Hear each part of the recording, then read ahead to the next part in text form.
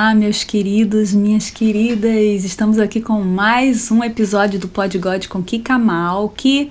Aproveitando logo esse início para agradecer nossa equipe, Rômulo Nascimento, Júnior Lobo. Muito obrigada por vocês estarem aqui. Faltam componentes da equipe, mas semana que vem eles estarão conosco. Hoje estamos com uma mulher especialíssima. Ela é psicóloga, ela entende muito de alimentação, ela é esposa de pastor, mãe. E vamos apresentar para vocês Ellen Márcia. Ellen, muito bom estar com você aqui. Uma honra, meu amor, uma honra estar aqui. Que esse papo nosso seja muito gostoso. E que façam muitas pessoas mudarem de ideia com relação à alimentação, né? E a gente vai aprender muito sobre isso no dia de hoje. A gente vai conversar, né? Tem uma galera aqui louca pra saber, né, Rômulo? Opa! Tá todo mundo aí louco pra saber.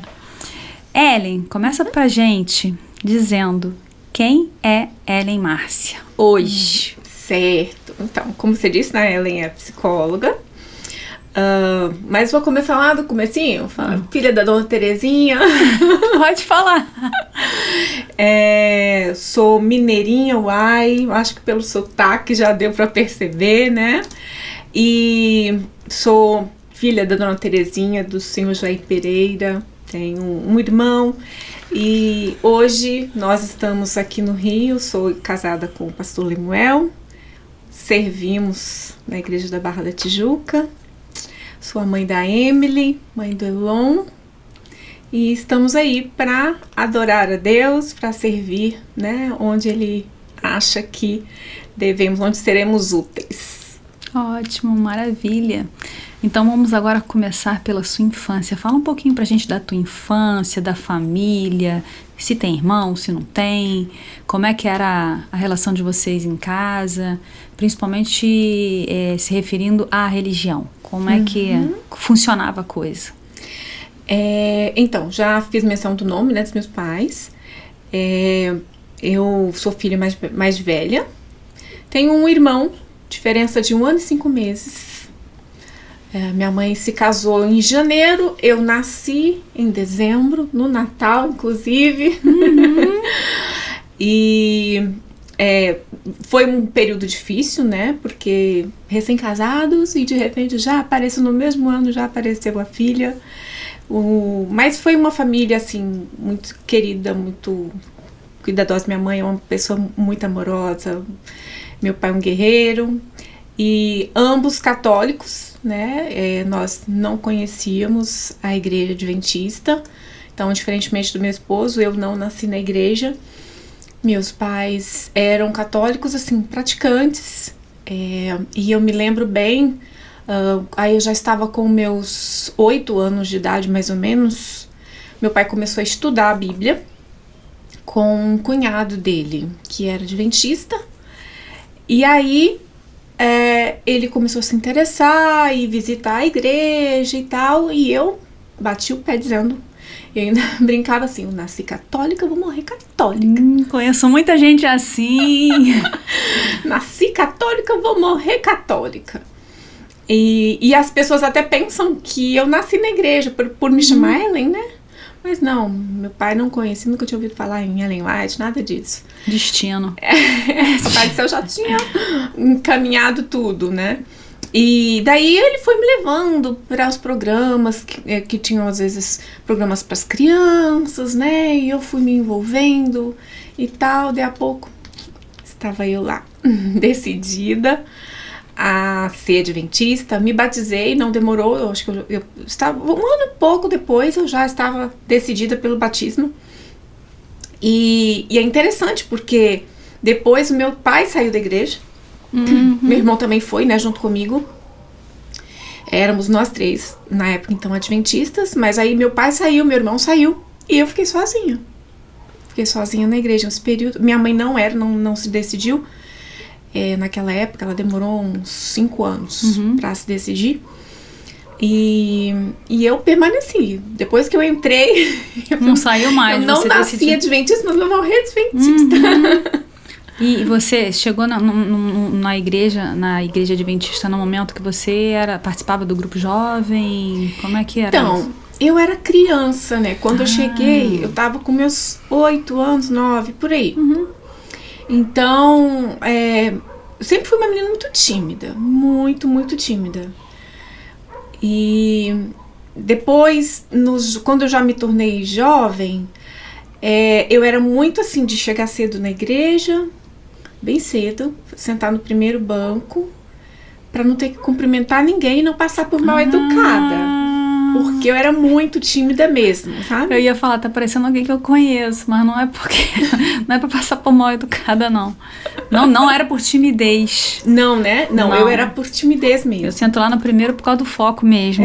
Pra poder ficar focada, senão qualquer um que mexer do lado eu perco o foco, eu já tô viajando na maionese lá. Não, eu sentava lá na frente porque... Pra não falar com ninguém. Eu não preciso, porque, né, cheguei cedo, então assim, né? Era rapidinho, sentava no primeiro banco e ficava ali quietinha, muito, muito tímida. Então, eu acho que eu até divaguei aí no que você me perguntou, né? Mas infância e adolescência. Mas é isso, já tô na adolescência. Eu justamente tô na adolescência. Quero saber essa parte tua na igreja na adolescência, do grupo jovem. Sim. Quando que você conheceu o pastor? Então. Que não era pastor? Não. Ele foi pro internato, né? Ele estudou em Colatina, no Espírito Santo. E, na verdade, eles moravam no Rio de Janeiro e eu morava em Minas, Triângulo Mineiro, uma cidade chamada Patrocínio, fica perto de Uberlândia. E depois de um tempo, a família dele mudou para Minas, só que a família estava em Minas e ele estudava no colégio interno. Quando ele terminou o ensino médio, ele passou um ano em casa. Né? Passou um tempo ali com a família... o pai dele não estava muito bem de saúde, também aquela, né, será que eu vou fazer teologia mesmo e tal, mas eu acho que não era por isso, era porque ele precisava me conhecer. E assim, o Lemuel, ele era muito alegre, ele era o líder jovem e eu era o bichinho do mato, tímida, não era de ficar indo pra praça com jovens, morria de vergonha. Era sempre assim, de casa pra igreja, da igreja pra casa. Só que assim, o jeito dele, alegre, né, e me chamou atenção. Te cativou. Totalmente oposta. Você começou a ter vontade de ficar mais ali na igreja. Eu comecei a gostar dele mesmo, sabe? E foi o primeiro amor. Então comecei a me interessar, só que ele não me notava. E há motivos. Primeiro, a timidez, né? Eu não era tão sociável. Segundo, ele tinha 21 anos e eu tinha 14. Então, era natural mesmo que ele não me notasse, não é mesmo? E só que eu estava realmente assim... apaixonada. E um dia eu estava num sítio de um tio meu, em cima de um pé de goiaba, falando com Deus: Senhor, ele não me nota, ele não me enxerga. E aí eu senti algo na minha cabeça, assim, um pensamento: fala com ele. Exatamente isso, fala com ele. 14 anos? 14 anos. Você tomou essa atitude com 14 anos? Pulei do pé de goiaba, falei: pai, vambora, que eu tenho que ir pra igreja, E aí, tá. Nessa época eu estava sozinha na igreja, meu pai me deixou lá e eu já falei assim: olha, não precisa vir me buscar.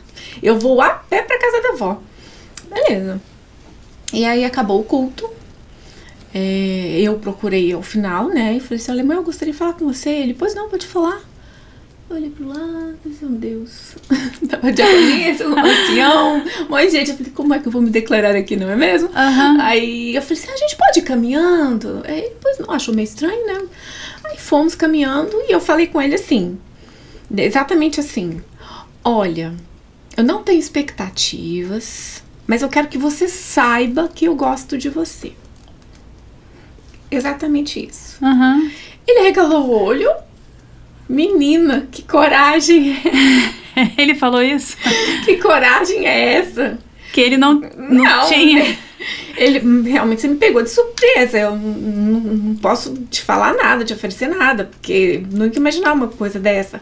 Eu falei, não, eu sei. Eu só quero que você saiba. Eu só quero que você me note, estou aqui. E aí, então, ele começou a me observar. Eu falei, não é tão criança assim, não. Até que é bonitinho. Ele falou, né? Aí, um mês depois, mais ou menos, aí a gente já começou a namorar. Nossa, até que não demorou tanto, né? Foi rápido. Foi. Você ajudou, você deu start ali nele, né? Foi. E sabe que interessante? Depois que nos casamos, eu descobri uma coisa. O Lemuel teve algumas namoradas, mas foram elas que tomaram a iniciativa do namoro, porque ele era muito tímido. Lemuel nunca levou um toco. Olha, como diz na minha terra. Nossa. Nunca levou fora. Mas por quê? Porque ele nunca foi pra cima de nenhuma garota. Iniciativa. E, então, assim, foi Deus. Eu creio que foi Deus que falou assim, filha, vai lá com ele, você vai falar pra ele. E aí vai dar certo. Exatamente isso que você fez, essa estratégia fez ele olhar pra você. Deu certo. Gente, vamos lá. Só falar uma coisinha pra vocês que estão aqui assistindo a gente. Lembrem-se de se inscreverem no nosso canal, acionarem o sininho, compartilharem, comentarem. E vamos ver se a gente consegue atingir o maior número de pessoas para ouvir conversas boas, testemunhos bons, enfim, conhecimento também. Vamos voltar aqui, Ellen. Então quer dizer que você tomou a iniciativa. Namoraram por quanto tempo até casar? 3 anos. Mas assim, ainda teve um intervalozinho, um período, porque nós namoramos à distância, né? O tempo todo à distância, porque no ano seguinte ele foi fazer teologia e eu fui para o Espírito Santo, o mesmo colégio que ele estudou. Então, houve um período que nós ficamos distantes, mas depois ele foi ao colégio, reatou o namoro, e então com 18 anos... não, mas você chegaram a terminar? Oh, que triste. Ele terminou comigo um tempo. Foi. Mas eu acho que era pra confirmar mesmo, sabe? Não, é ela, é ele. Pra não te prender, não... Mas você esperou ele? Você tinha fé? Eu orava, nossa, aí chegou um momento que eu falei pra esse Senhor, o Senhor me dá o Lemuel de volta, ou tira do meu coração, que eu não aguento. Gente, que história de amor linda! Pois é, eu adoro contar. Que legal, gente. Fala assim, você já falou um pouquinho da tua infância, né? Então, já também falou que não é adventista de berço. E aí a gente vai conversar um pouco agora sobre alimentação saudável, né? E a sua relação com a alimentação saudável foi sempre assim? Não. Muito pelo contrário. Essa era a minha maior dor. Eu sempre... Gostou de comer? Gostei de comer.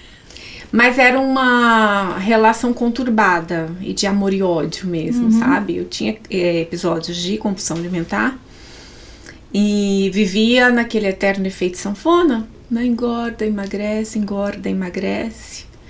Então, desde a adolescência, assim, olha que interessante. No ano de 1992 foi quando nós começamos a namorar, Lemuel e eu. Naquele ano eu pedi 3 coisas pra Deus. E aí teve um dia que eu tava conversando com a minha mãe, falando desse pedido. Eu falei, mãe, eu pedi 3 coisas pra Deus esse ano.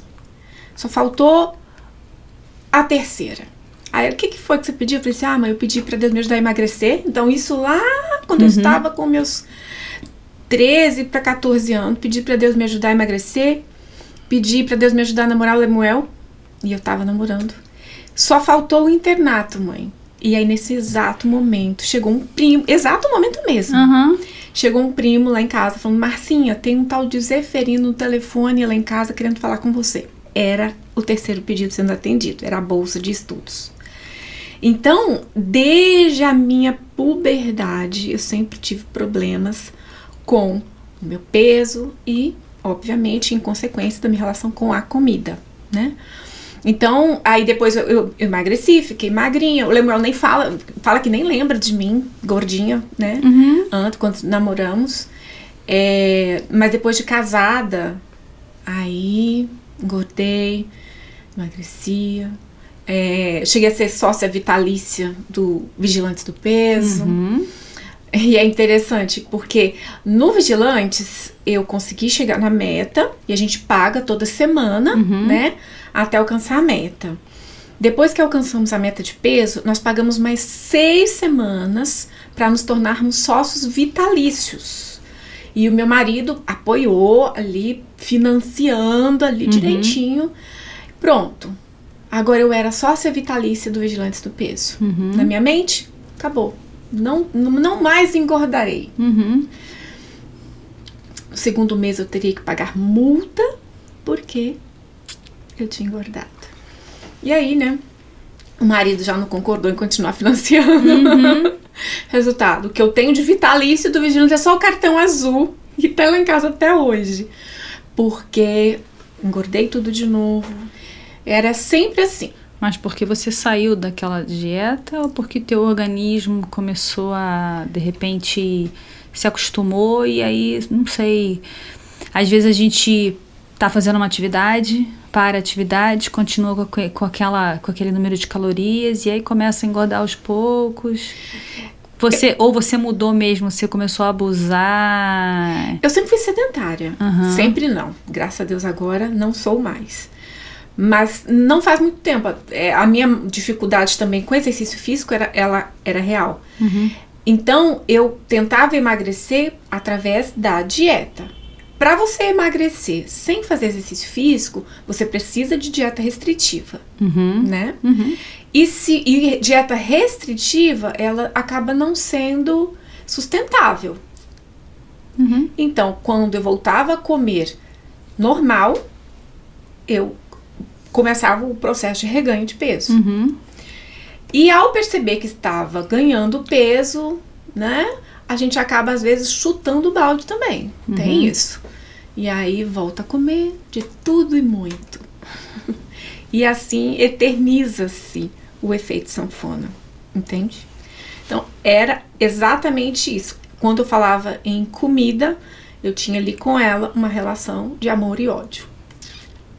Se eu chegasse numa festa de aniversário, eu queria atacar tudo, comer tudo. E ainda levar comida pra casa. Essa era a Ellen. E hoje, assim, é interessante chegar num lugar e não sentir a vontade de comer de tudo e muito como era antes, sabe? Isso é libertador e a gente vai chegar lá. Mas quem conhece a Ellen sabe que ela tem muita restrição fora isso, né? Tem a intolerância a glúten, a proteína do leite? Como é que é? Eu vou te contar então a história, vou dar sequência com essa questão da minha relação com a comida. Nessa época, eu estava trabalhando na educação adventista, né? Trabalhei por 16 anos e meio na educação adventista. Minha primeira formação é letras, língua portuguesa e literaturas. E dei aula para ensino fundamental 1, dei aula para ensino fundamental 2. Depois eu assumi a coordenação pedagógica, também após, né, em orientação e coordenação pedagógica. E era uma vida de muito trabalho. Eu era aquela profissional que me desdobrava, sabe? Eu tinha que produzir muito, às vezes nem era exigência dos chefes, não, era aquele senso meu de fazer acontecer. Então, quantas e quantas vezes eu deixava de almoçar, comia ali um salgado com guaracamp, sabe? E depois à noite, para compensar, a gente ia para rodízio de pizza, não é mesmo? Com as amigas. E aí comia pizza, ia para casa com aquele sentimento de culpa, empanturrada. Então, nessa época que eu estava coordenadora, eu adoeci. Não ainda com essa questão hoje da intolerância, não. Ainda chegaremos lá. Foi um burnout mesmo, sabe? Eu acho que chegou a ser uma depressão mesmo.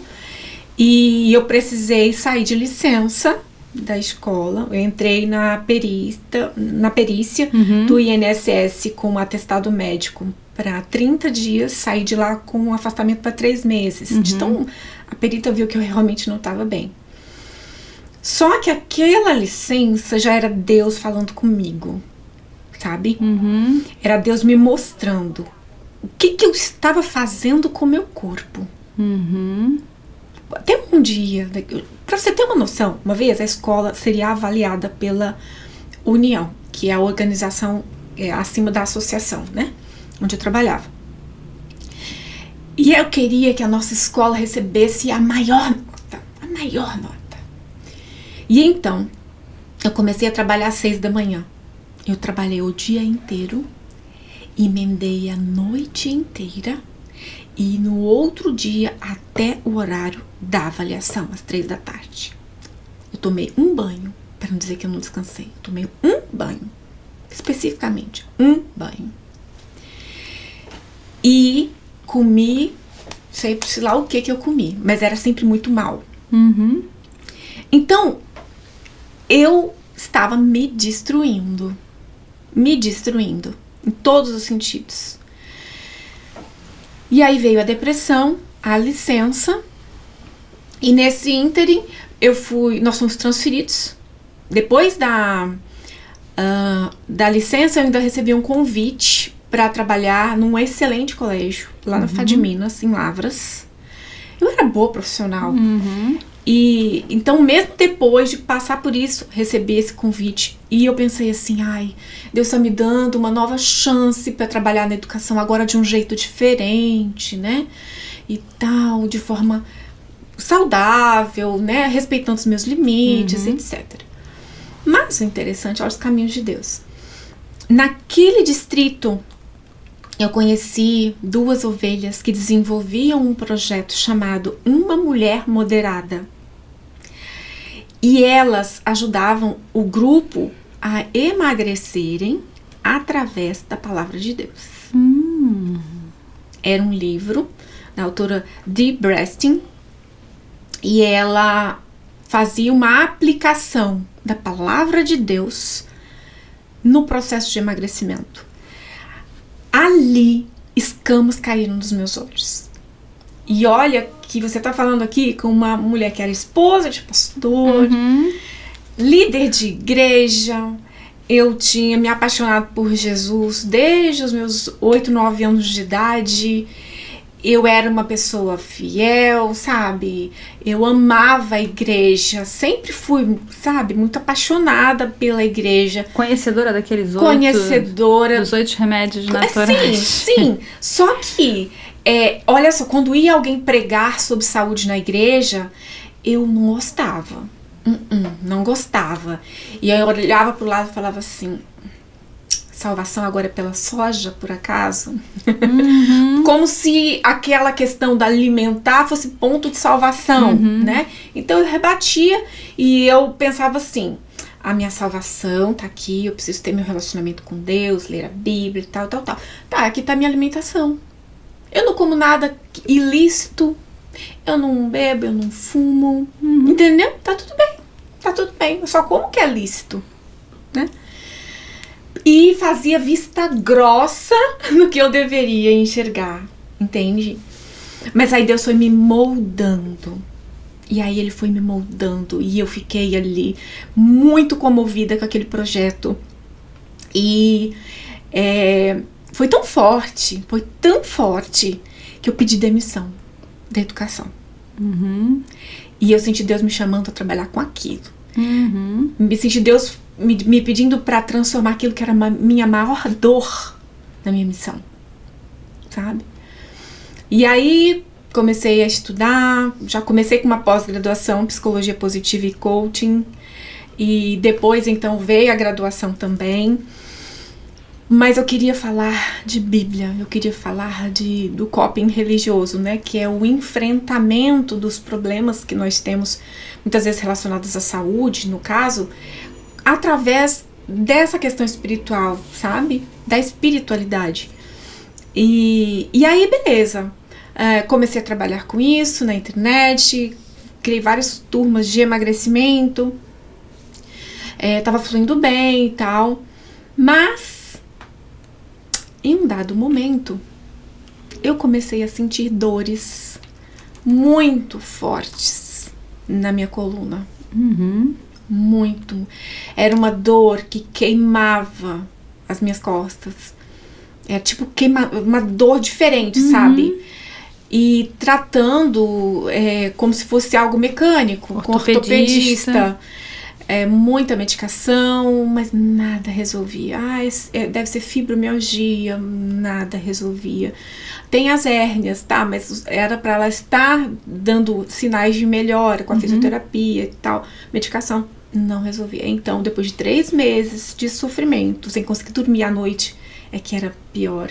A dor, ela não acontecia quando eu estava em movimento. Não, era quando eu adormecia. Era à noite. E então, meu ortopedista me encaminhou para um reumatologista. E então foi diagnosticada com uma doença autoimune chamada espondilite anquilosante. Na verdade, o nome científico é espondiloartrite axial não radiográfica. Esse nome, mas comumente chamada de espondilite anquilosante. É uma doença autoimune, é crônica, não tem cura. Ela é mais comum em homens, mas a mulher foi sorteada. E aí veio a questão do tratamento, né? Nesse período já estava iniciando a pandemia. Coincidiu a crise da autoimune, coincidiu com o início da pandemia. E a gente não sabia muita coisa, né? E sempre ouvindo na TV, o imunossuprimidos, imunossuprimidos. E eu falei, meu Deus, peraí, eu vou ser uma imunossuprimida porque eu teria que tomar, né, a medicação biológica. E eu não queria. Eu falei, gente, mas eu não quero tomar isso. Eu não quero. São remédios muito fortes. Muito fortes, tem efeitos colaterais terríveis. E fora que o meu maior medo era melhorar os sintomas da autoimune e morrer de Covid. Ficava com muito medo. E aí, um dia estávamos no shopping, minha filha encontrou um livro com o seguinte título: Como Tratar Doenças Autoimunes. E eu comprei aquele livro e comecei a ler. Alimentação. Exato. Aí você me pergunta, Ellen, com tantos livros da nossa igreja falando das questões alimentares, é isso mesmo. Muitas vezes nós não valorizamos a riqueza que nós temos, o tesouro que nós temos. Mas Deus sabe fazer, né, as coisas, Ele sabe. E então eu pude, né, perceber mais escamas caindo dos meus olhos. Porque até aquele momento eu estava melhorando a minha alimentação, cuidando do meu corpo, mas eu tinha um objetivo pessoal, que era me manter magra. Né? Eu consegui emagrecer. Nunca fui magérrima, não. Mas eu parei com o efeito sanfona. Então isso pra mim já estava maravilhoso. E aí eu estava feliz e usando aquele conhecimento para me manter assim. Mas Deus queria mais. Tinha mais coisa. Tinha. E então eu comecei a mudar radicalmente a alimentação. Tirando o glúten, porque assim, todos os seres humanos que têm doenças autoimunes, eles não deveriam consumir nem glúten, nem leite, nem açúcar. Fora as outras coisas que a gente já sabe, né? Essas questões da gordura, das carnes, enfim. Mas um pãozinho integral? Que mal há num pãozinho integral, não é mesmo? Então, eu cortei isso tudo e falei pra médica, né, que eu não queria tomar imunossupressor. Obviamente ela não concordou comigo. Não tem jeito, você precisa tomar, senão você vai piorar, essa doença não tem cura, você pode perder movimentos. Começou a me botar medo, sabe? Porque nessa doença as articulações podem calcificar, então há perda de movimentos. Com certeza. E eu falei, não, mas eu vou, né, mudar a alimentação, eu vou na raiz, eu vou resolver ali, na causa mesmo.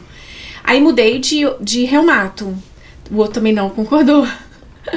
Até que eu encontrei um reumato que concordou em me acompanhar através dessas mudanças, né? E nisso eu já mudei mesmo. Eu fiz até um período com dieta crua. E, Kika, mas é impressionante como o corpo responde. Meu Deus. Responde assim, sabe? Você sabe, né, que tem um mês que eu tô vegetariana e já senti diferença. Já senti diferença no meu corpo. Eu fiquei normal. Não sentia dor, nem nada. Fiquei tão bem, olha só, ser humano. Fiquei tão bem que depois de um tempo eu falei, gente, eu acho que eu não tenho essa doença, não. Eu acho que não tem, não. Foi engano. Foi erro médico. Gente, eu tô ótimo, não sinto nada. Se é uma doença que não tem cura, se é algo crônico, eu não tô sentindo nada. Voltei a comer. E voltei a sentir. Foi ótimo, porque aí eu confirmei o diagnóstico pela clínica. Então, depois que eu retirei esses alimentos, aí houve essa mudança também até na questão do trabalho. Por quê? Para eu conseguir fazer essa mudança tão grandiosa na alimentação, eu sozinha, eu não conseguiria.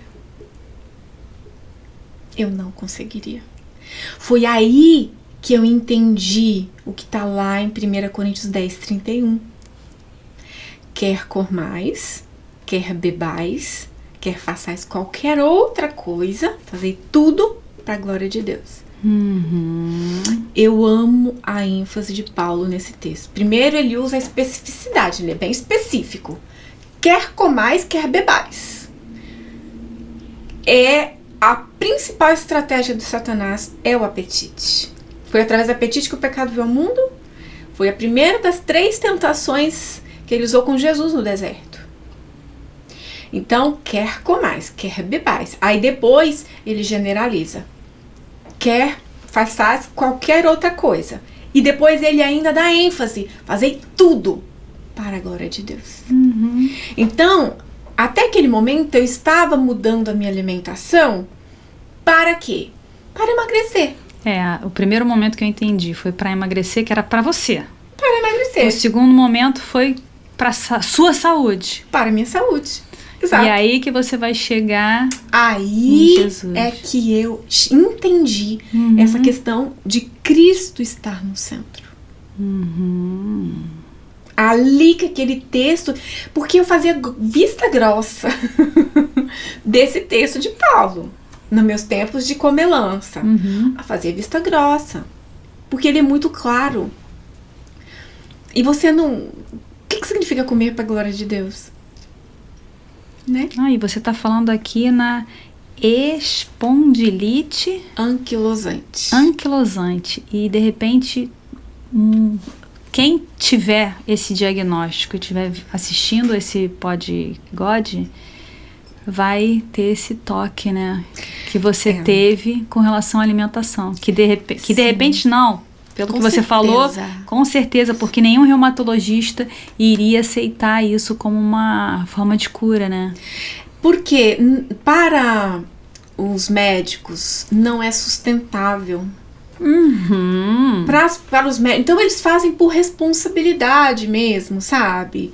Eles não acreditam que uma pessoa vai conseguir excluir da vida dela para sempre alimentos que são tão básicos: açúcar, leite e glúten.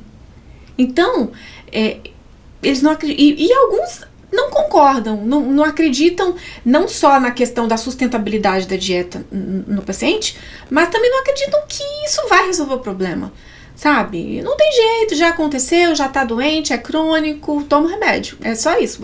O que te resta é aliviar sintoma. E não é. E quando você levou isso pro teu médico? Que você, sem o remédio, conseguiu eliminar as dores? Inclusive, esse médico daqui, ele é daqui do Rio, ele me acompanha. E o legal é que eu já levei resultados, né? Então, eu já tinha passado pelos outros lá em Juiz de Fora, que não concordaram. Então, por um tempo, eu fiquei sem médico. Eu fiquei por conta própria cuidando, sabe? E já comecei a observar melhoras e fui seguindo. Aí veio a transferência. Eu marquei um outro reumatologista aqui. inclusive lá no Centro Médico de Botafogo, e a médica foi incisiva, não, você precisa tomar, aí já me passou aquela série de exames, né, pra eu tomar a medicação, e eu falei que foi quando eu tinha voltado a comer e voltei a sentir os sintomas, aí fiz a ressonância, ela, não, tá aqui, realmente você tem a doença, você precisa tomar. Quer dizer, não tem jeito, não tem regressão do problema, mas você consegue ver a melhora com a remissão com a alimentação. De sintomas. O que eu consigo hoje é remir sintomas, é silenciar a doença, para que ela não progrida, entendeu?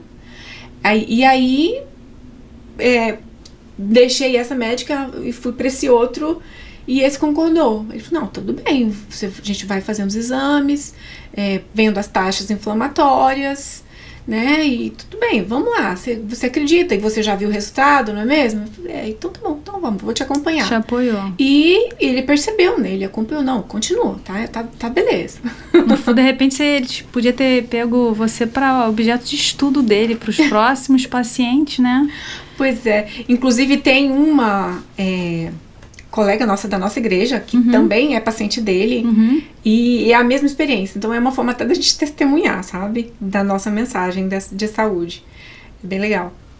Caramba, fala pra gente um pouquinho, o que é, explica melhor, o que é a alimentação cristocêntrica, no que ela se baseia, a gente já sabe que é em Cristo, mas como é que ela é feita, a fundamentação dela? Às vezes as pessoas ficam um certo estranhamento, né? Você vai comer o quê? Pão e peixe? É jejum?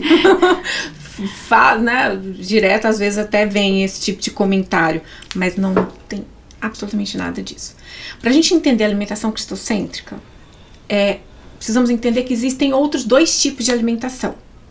Existe a alimentação funcional, a alimentação disfuncional e a alimentação cristocêntrica. A alimentação funcional, o nome já diz, é aquela pessoa que sabe comer de forma intuitiva, que percebe e respeita os seus sinais de fome, de saciedade, de satisfação, né? Aquela pessoa que, se ela não está com fome, ela não vai comer.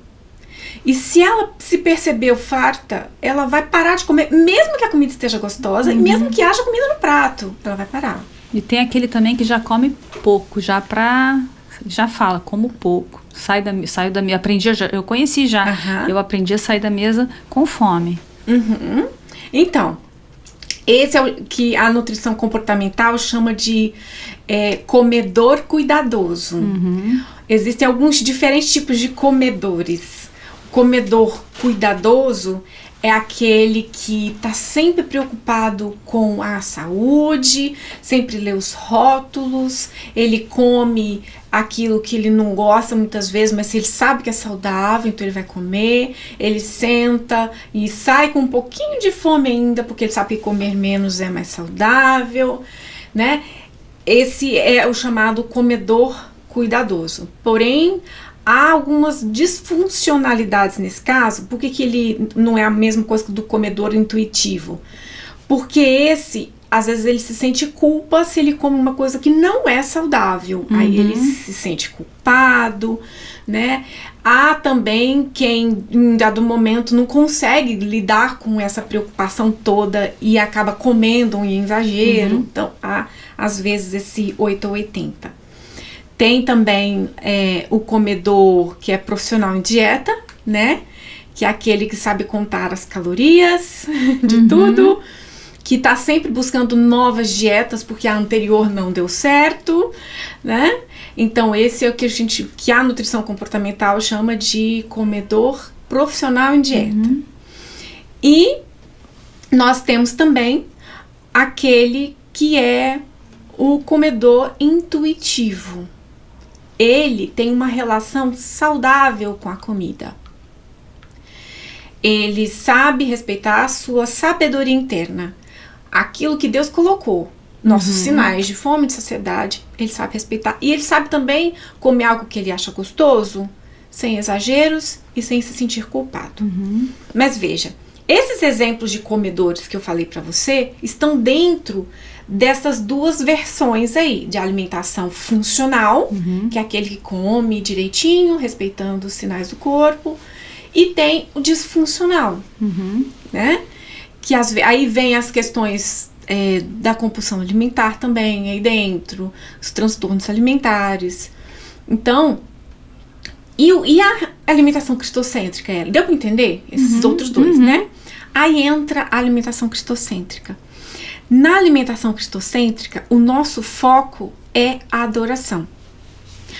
Qual que é o foco do comedor cuidadoso? Saúde. Qual que é o foco do comedor profissional de dieta? Emagrecer. Tem o comedor distraído também, que é aquele que come no piloto automático. Às vezes come assistindo TV, ou come trabalhando, ou se tá num encontro social, ele tá ali comendo, não é porque ele tá com fome, é porque tem comida à vista, e tá todo mundo comendo, então ele vai comer também.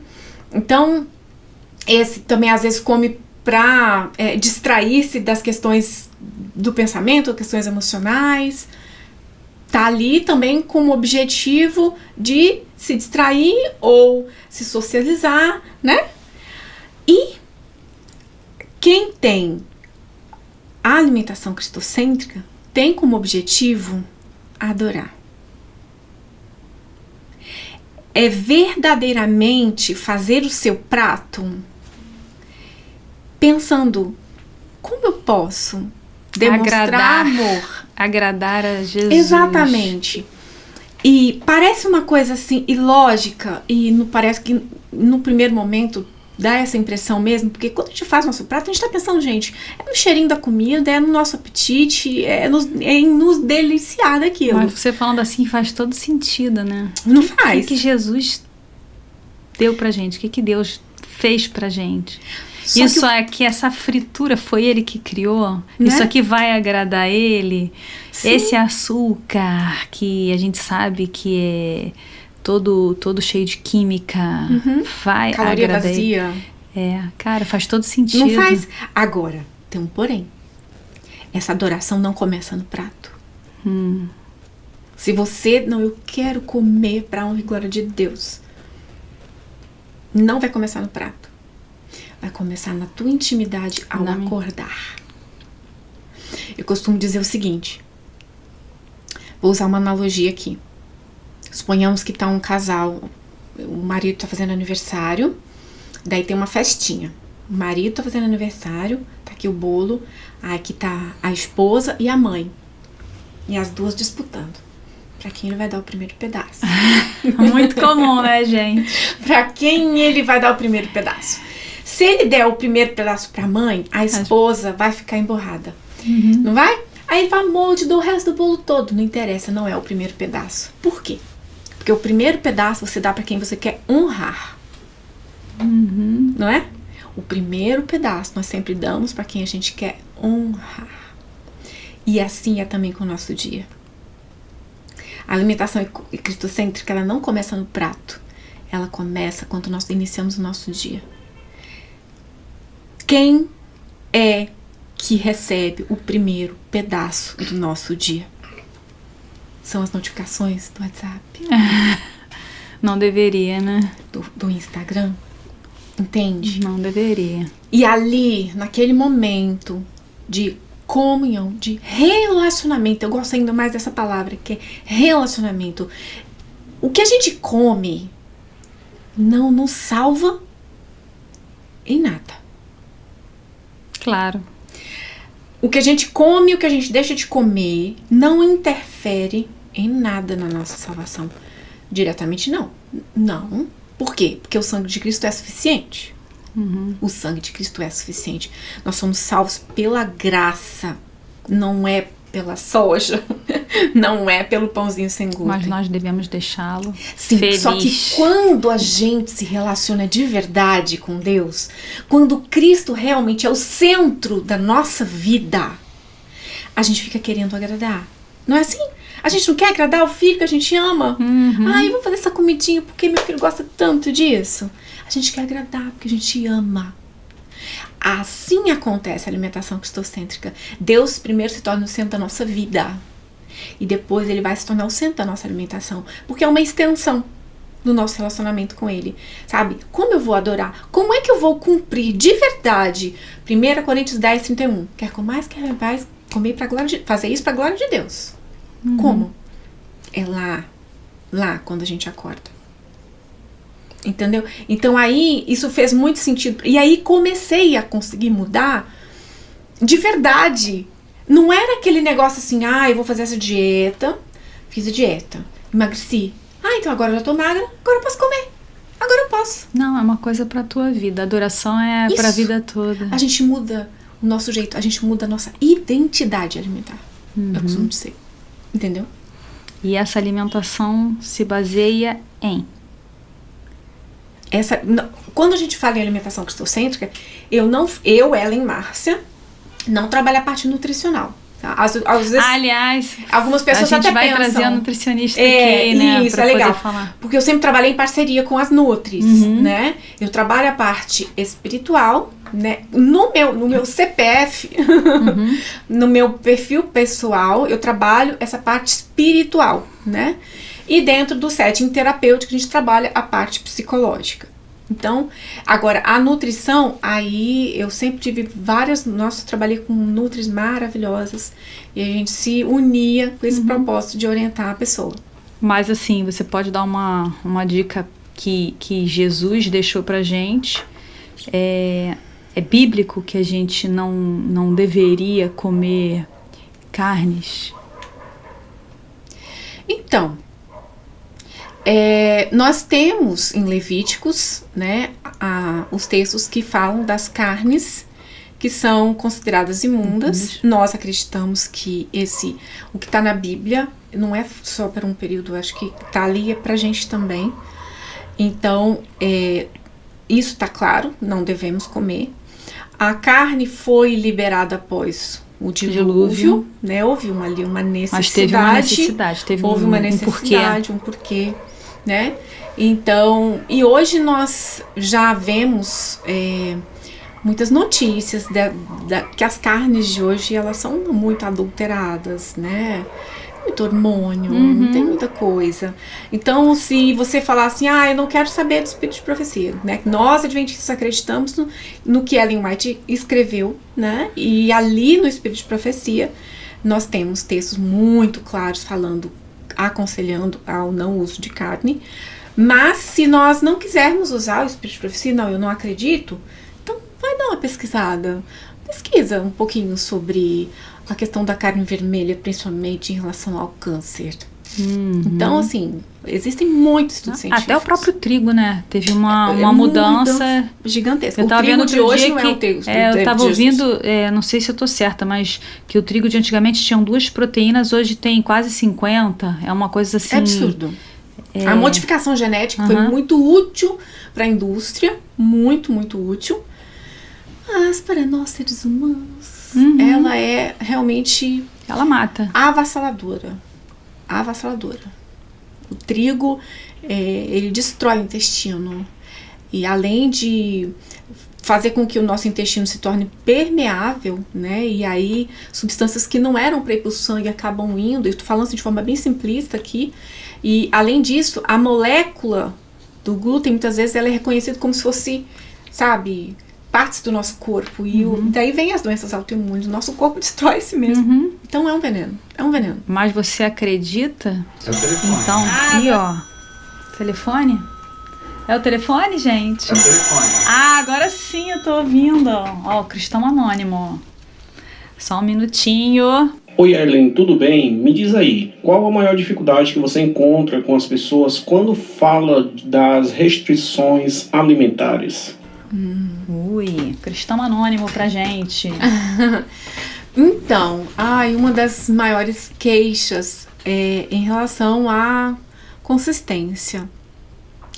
As pessoas falam, eu vou bem por um tempo e tal, e depois eu caio em tentação e retorno aos velhos hábitos.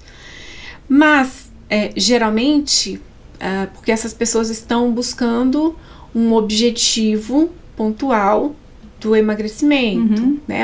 É algo situacional, vamos dizer assim. De repente até aquilo, né? Conseguiu o objetivo, não é uma volta. mudança de identidade alimentar, né? Eu costumo dizer que para você fazer uma mudança alimentar, você precisa seguir 3 passos.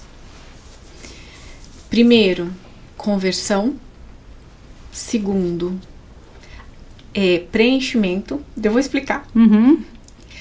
E terceiro, repertório. Como assim, Ellen? Não entendi nada. Presta atenção, gente. Presta atenção. Conversão. Essa palavra, ela é muito simbólica, no sentido de que a conversão, ela tem o sentido da igreja, né? Eu me converti a Jesus. Significa que você mudou de vida. Você entregou seu coração para Jesus e que você deixou a velha vida para trás, não é? Nós tornamos novas criaturas. Então existe esse termo, esse sentido da conversão. E existe também o sentido do trânsito. Eu fiz uma conversão. Significa que você mudou de rota. Um sentido ou outro se aplica aqui. Você primeiro precisa se converter. Eu preciso realmente mudar minha alimentação por um propósito e não por uma intenção. Porque isso tem uma diferença. Intenção de emagrecer, intenção de melhorar a saúde, são intenções. E muitas vezes as intenções acabam sendo pretensões, sabe? Uma coisa que a gente pretende sim, mas na verdade no fundo não tá querendo mesmo, sabe? O propósito é mais forte. Agora, o propósito tem a ver com amor, com desejo de servir, com compromisso, sabe? Então, eu acho que o primeiro passo, e foi isso, pra mim foi isso, o primeiro passo é de fato a conversão. Eu me converti, eu vou mudar a alimentação, eu vou excluir isso. Um alimento por vez, que seja, entendeu? E depois vem o preenchimento. O que é isso? É você realmente se preencher emocional, espiritual.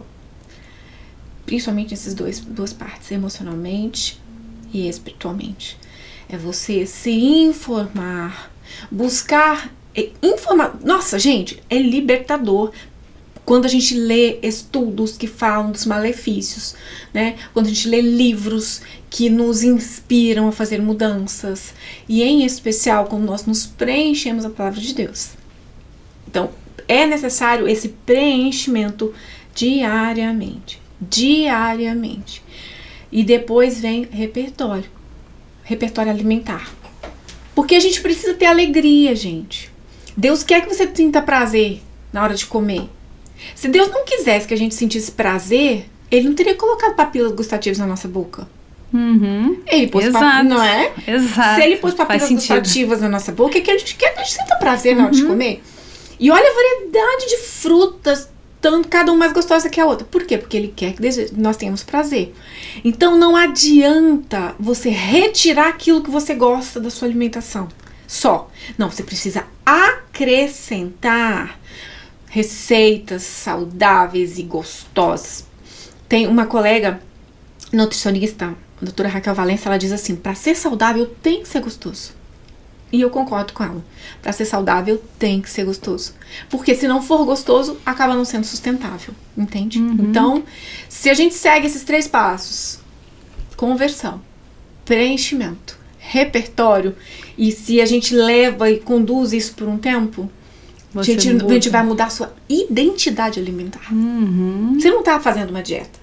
Aí você vai chegar perto do pão e fala assim, não, eu não como pão. Não é que você, eu não posso comer pão. Não, você não come. Eu não como essa caneca. E ela não é tentação pra mim, porque isso aqui não é comestível. Fica tudo mais simples, né? Isso não fica é comestível. Mais fácil. Então, se eu não como isso aqui, isso não me tenta. Agora, vamos supor que isso aqui é um pão. Eu não como isso.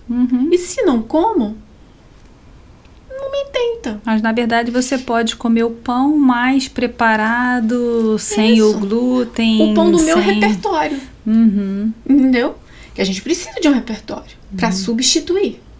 E tem tanta comida, nossa. Gente, ali na igreja a gente come tão no domingo à noite. Muito bom, muito bom. Tem um... Kika mesmo serviu aqui pra mim um empadão com a massa de grão de bico, com recheio de palmito. Que delícia, que delícia. Não faz falta massa podre. Sem trigo. Então, muito bom. Sem leite. Exato. Cara, então são esses os passos que você acredita que a pessoa precisa para mudar a alimentação dela, E né? as minhas alunas, minhas mentoradas, quando elas, né, estão... aí eu já, peraí, onde é que tá? Você tá convertida, bem? Eu até brinco assim, né? Será que a questão é conversão? Você tá decidida em relação a esse alimento? Você tá decidida? Ou tá faltando preenchimento, né?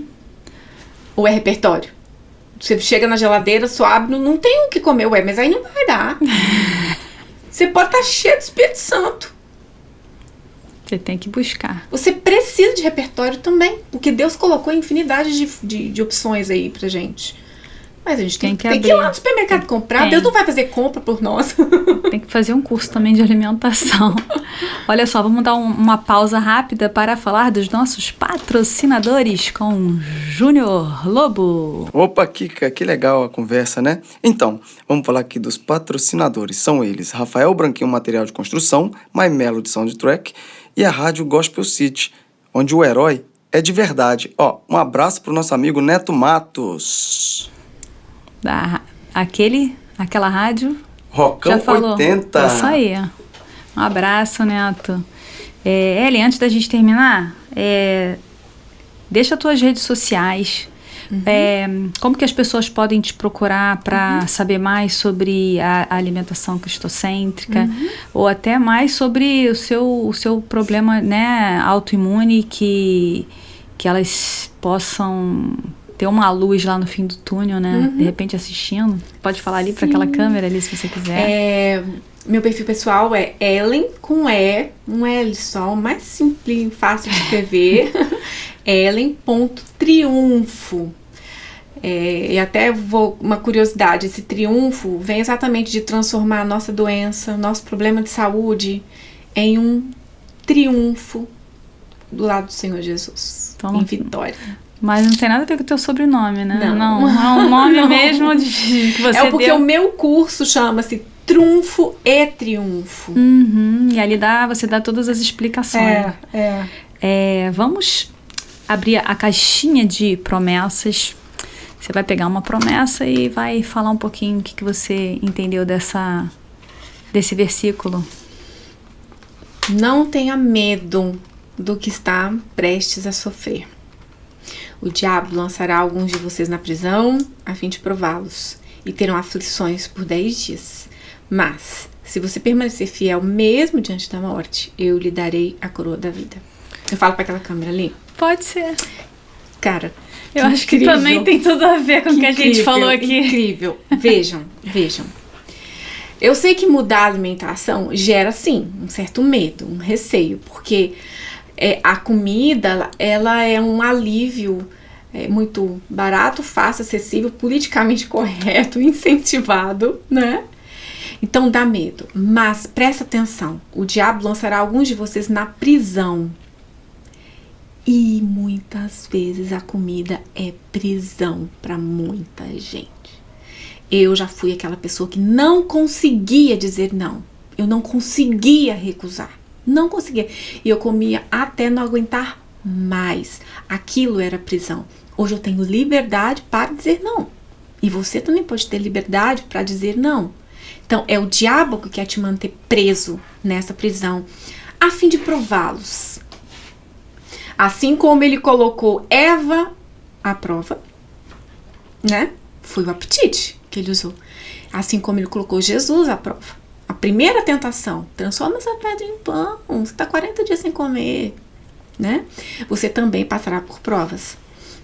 E terão aflições por 10 dias. Gente, quando nós decidimos de fato mudar, quando nós nos convertemos a viver uma alimentação cristocêntrica, só é difícil no início.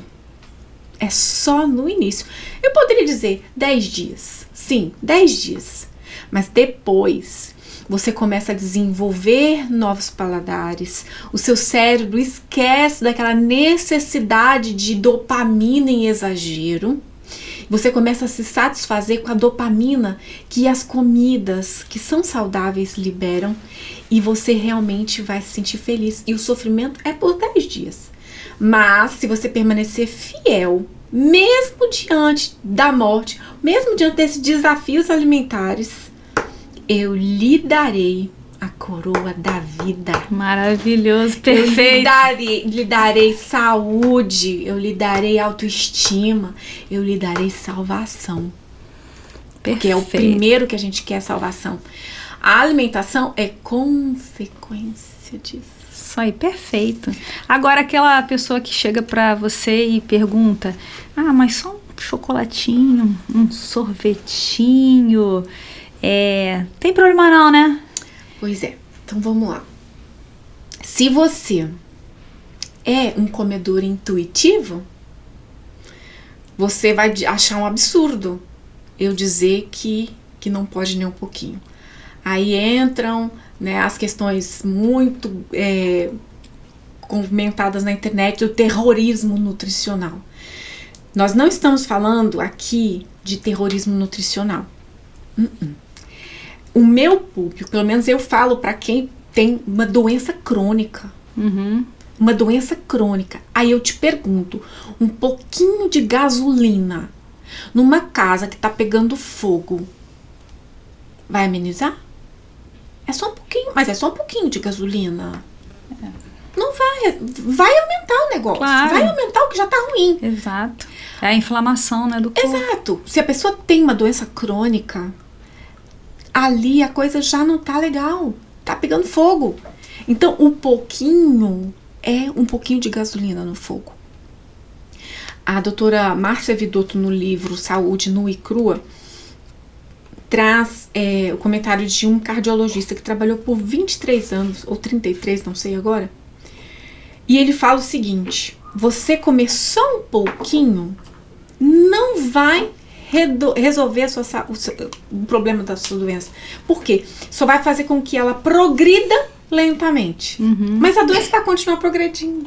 Então, eu defendo, para quem tem problema de saúde crônico, eu defendo a disciplina da abstinência e não a disciplina da moderação. Porque esse só um pouquinho, eu poderia, olha, eu até tenho uma colinha aqui, não vai dar tempo, mas eu tenho aqui uma lista de 11 motivos. Depois, um outro dia, eu acho que só isso aqui já daria um podcast. 11 motivos, porque esse só um pouquinho é como se você estivesse, sabe, postergando um problema que uma hora ou outra vai... Faz todo sentido. Obrigatoriamente ela vai ter que parar. E a gente sabe que às vezes você não tem nenhuma doença autoimune, mas a própria obesidade já é uma doença. Exato, é uma doença crônica. A obesidade é uma doença crônica. E a gente... Com muitas comorbidades. Verdade. Né? Nossa. Ellen, foi muito bom falar com você, sabe? Nossa, eu me surpreendi mesmo com essa linha de pensamento, e faz todo sentido. Eu acho que de forma inconsciente, isso está acontecendo comigo, e creio que também aconteça com outras pessoas, né? Mas acho que vai ser muito proveitoso esse assunto, né, para as pessoas que talvez nunca pensaram nisso, e até para os próprios cristãos que não conhecem a parte alimentar, né? Exatamente. Que a gente já conhece um pouquinho mais do que outras denominações. Tem alguma mensagem que você queira fazer, um apelo ali? Você já fez um apelo bem forte, mas chamar assim para junto? Tem sim. A Bíblia diz o seguinte, que Deus opera em vós o querer e o efetuar. Já refletiu sobre a força da verdade explícita nesse texto? É Deus que opera em nós o querer e o efetuar. E isso é em tudo. É em tudo. Deus quer te ajudar a mudar a sua alimentação, não por um motivo intencional de perder um peso, de ficar bonito, ou de melhorar a saúde. Isso tudo é legal, gente, né? Não tô dizendo que a gente não deve se preocupar com a questão estética, com a saúde, a gente deve se preocupar. Só que quando nós fazemos com este objetivo, com essa intenção, a gente não tem a força de ter um Deus operando em nós o querer e o efetuar.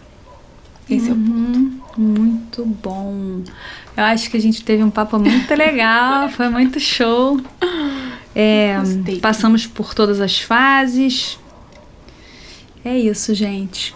Obrigada. Uma A gente honra. vai marcar um outro Pod God, né, para falar sobre os esquemas mentais. Combinado. E é isso, gente. Bom que vocês estão aí curtindo, compartilhando, se inscrevendo. E até o próximo episódio. Um beijo.